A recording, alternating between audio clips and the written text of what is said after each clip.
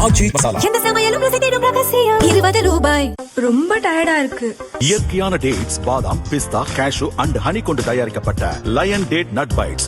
தமிழக சட்டசபை நேற்று கூடிய நிலையில் எம்எல்ஏக்கள் பதவியேற்பு நிகழ்ச்சி நடந்தது.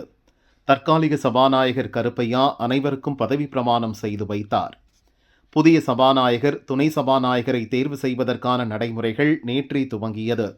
சபாநாயகர் பதவிக்கு தாவிக எம்எல்ஏ ஜேசிடி பிரபாகர் மற்றும் துணை சபாநாயகர் பதவிக்கு தாவிக எம்எல்ஏ ரவிசங்கர் ஆகியோர் வேட்புமனு தாக்கல் செய்தனர்.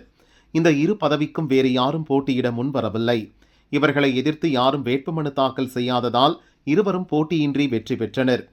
இன்று காலை சபை கூடியதும் சபாநாயகர் தேர்தலில் ஜேசிடி பிரபாகர் போட்டியின்றி வெற்றி பெற்றதாக தற்காலிக சபாநாயகர் கருப்பையா அறிவித்தார்.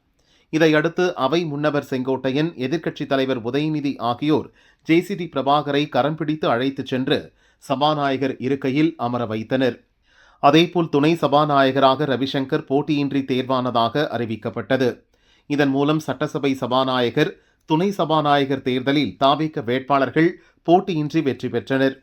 தொடர்ந்து புதிய சபாநாயகர், துணை சபாநாயகருக்கு முன்னாள் முதல்வர் பழனிசாமி, தேமுதிக எம்எல்ஏ பிரேமலதா, பாமக எம்எல்ஏ சௌமியா, எதிர்க்கட்சித் தலைவர் உதயநிதி மற்றும் பிற கட்சிகளைச் சேர்ந்த எம்எல்ஏக்கள் வாழ்த்து தெரிவித்தனர்.